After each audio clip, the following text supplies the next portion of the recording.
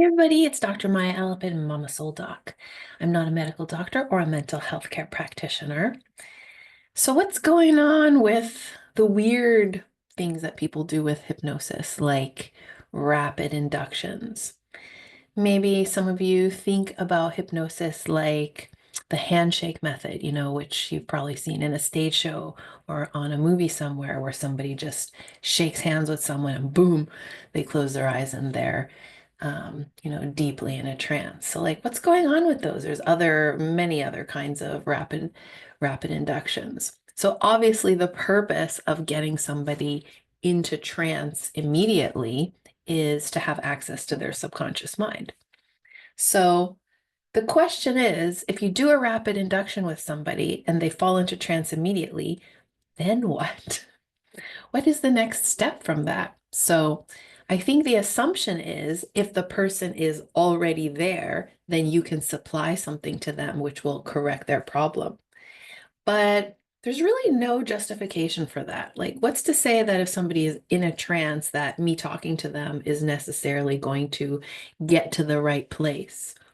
I mean, I'm not saying that it's impossible. Obviously, people have been using suggestion and affirmation technology for a long time, but with varying levels of success. And I would actually say with varying levels of failure, because a lot of that rapid technique just doesn't go over very well. It doesn't work well. It might look good on a stage show, but ultimately, if I say to you, okay, you're, in a trance, and boom, you're in a trance, and then I say to you, so you're no longer a smoker, I really don't know if your subconscious is, ready for that or willing or even able to hear it, so to speak.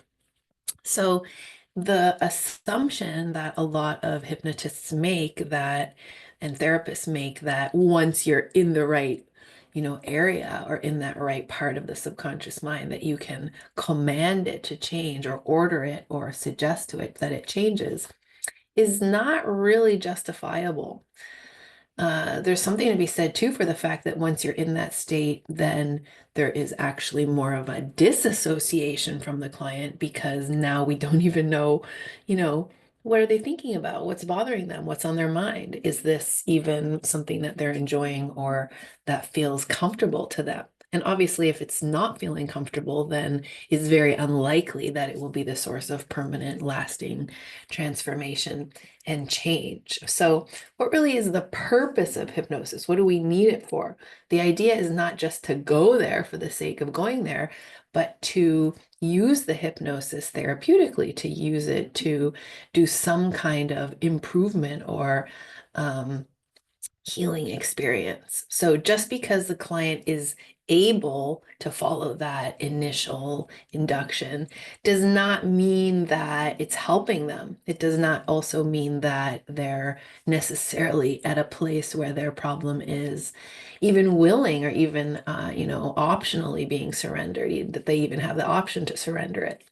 So to assume that the method you use for getting people into trances is a measure of how much help they're getting is just incorrect, in my opinion. Yeah, sure, it looks cool, and sure, it's impressive to be able to do that on some level. But also, is it? I mean, hypnosis is a natural state of mind once you have the confidence to put somebody into a trance.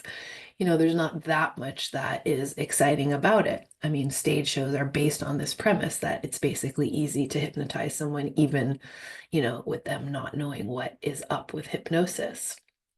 So then comes the question of if that's not the issue, if that's not what we're going for, then what is the point of being a hypnotist? What's the point of using hypnosis overall? So the revolutionary piece of the conversational method and the revolutionary piece of what I'm teaching you is instead of leading with the trance, instead of leading with that idea of like, let's get it done right away, instead, what we're going to do is use the conversation to investigate the reason the client is asking for help. So what's the point of that? Well, for one thing, as I've said in many other videos, the very questioning cycle, the very use of that hypnotic interview is itself becoming an induction or a method to get into the subconscious mind more easily and more quickly.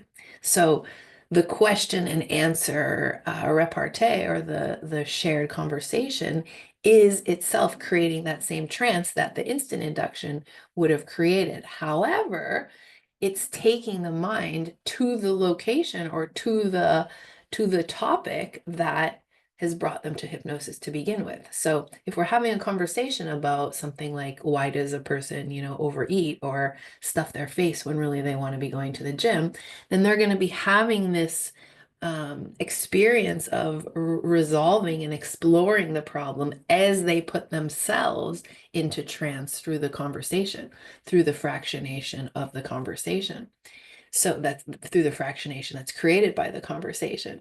So hypnosis in that case is not the point of coming to the hypnotist. It's the byproduct of working with the hypnotist. It's a very important byproduct because it's what makes the change so effective and permanent and also enjoyable to experience. So I'm not saying that's not important. Of course, I think it's really cool that I use hypnosis to help people with their problems.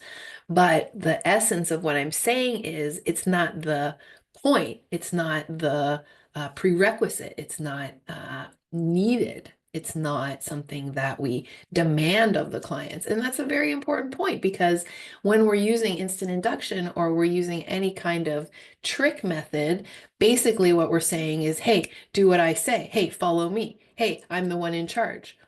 But the subconscious mind does not respond well to that. It doesn't like to be ordered. It doesn't like to be forced. It doesn't like to be dragged. And it doesn't like to be told what to do. Like, don't forget that the subconscious mind is childlike. It's very juvenile in the way that it processes information. So this very idea that if we tell it, it's going to suddenly, obey us and do what we say, I think is actually contrary to fact. What really happens is as soon as you start ordering it around, it says, hey, go F yourself. I would like you to leave me alone. So what we want to do is enter in on that trance through the conversation instead of through the trick or the rapid induction, because not only is that bypassing that problem of resistance, but it's more importantly taking the client to where the problem is so that we can actually work on it. So what's important is to untie those problems and untie those knots in the process of creating the trance experience. So the forced trance does not guarantee results. The natural trance that the client creates for themselves as a product of the investigation of their problem is, what do you think? More effective or less effective? Obviously, it's more effective because it comes from the client. The client knows their own mind. The client knows their own subconscious. They might not know all the parts of it, which is why they're there, but they know subconsciously everything there is to know about themselves. They might not be aware of all the things they know, but their subconscious is. So if I task that part of them to go into trance and to undo problems, it's much more likely that it'll work than if I force them or if I tell them how to do it. So the point of the story being, if we do rapid induction, then first of all, I lose a bit of credibility as the hypnotist because, yes, maybe I'm good at creating trance, but what do I know about the problem? What do I know about the client in front of me? Jack shit is the answer. I don't know anything because I haven't asked. So I have to begin with the asking, which takes us into the problem solving, which itself creates the fractionation, which creates the trance, which makes the change, very permanent and fast. So long story short is rapid induction is not a means to correction. Investigation is a means to correction. Spotting the ways in which the subconscious mind of the client is responding to me is very important, because that is what I can capitalize on to create more and more of that fractionation. So it's super important to realize that my job is to work with the subconscious mind in front of me and to observe it and help it to go more to where it wants to go, rather than for me to take it somewhere that I don't even know is the place that it wants to be and expect it to do some, work from there. I'm not saying that's not possible, but I'm saying it's very unreliable. Moreover, it does not give me any dependable method to use with each client.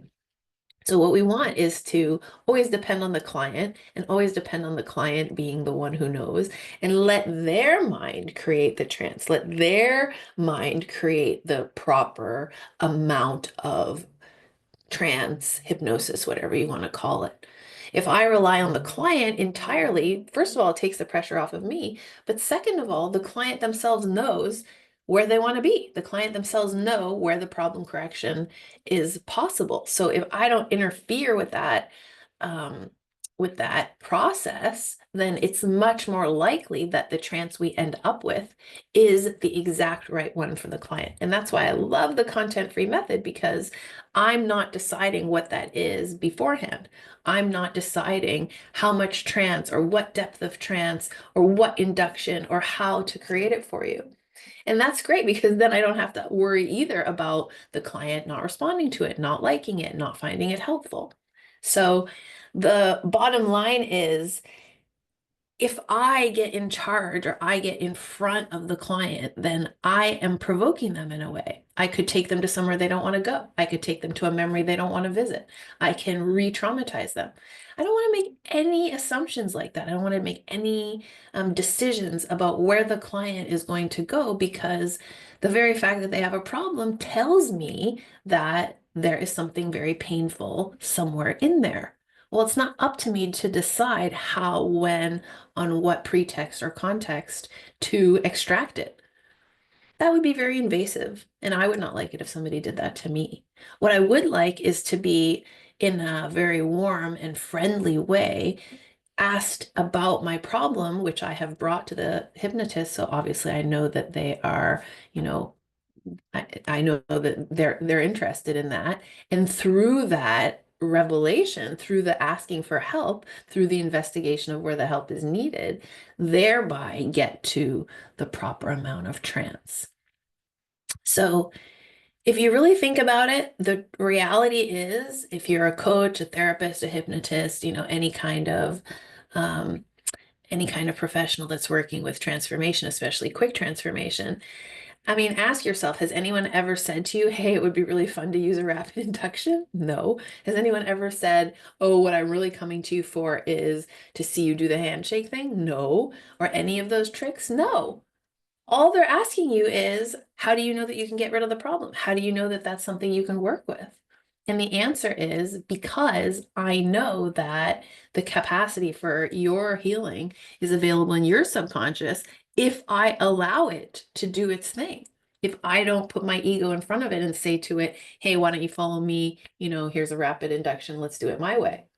If I get out of that position of basically superiority or power, then the client can emerge. And I do realize, just let me say this emphatically again, I do realize the client might not know how to solve their own problem. If they did, they wouldn't be paying me to help them. But through my observation of their subconscious, through my observation and invitation of their subconscious mind, and all the indications they're giving me that they're moving in that direction, that's my job, is to track that. Through that, I can build faith and confidence that they can go to exactly where they need to go inside of their own subconscious mind and find whatever resources or solutions can help them. So the long story short is, all those tricks and, smoke and mirrors are fun. I'm not saying that they're not cool. I'm not saying I've never learned them. I'm not saying I've never tried them. And I'm not saying that I don't think there's a place for them, but I'm saying I don't think those should be the leading or central pieces of using this methodology, non-methodology, in a way that is supposed to solve problems. The only way to allow somebody to really investigate their subconscious and really get to their subconscious is by investigating what that problem is. It's very simple. So the long story short is, me know what I do about the subconscious, knowing what I know about the mind, does not mean that the client is going to be easily fixed or fixable. All it means is that I have insight into the way in which the mind works, and that's true for every person, but how their particular mind works is something we need to investigate with them. And that's why a content-free method that's essentially custom for each person is so effective. Because the combination of me knowing how to read the subconscious and them knowing deep in themselves how to heal, those two things together create that entry point into the solution. No need for tricks. I hope that helps. I know it was a mouthful, so let me know if you have any questions. Thank you so much for listening. This is Dr. Maya Elephant in Montreal, Quebec.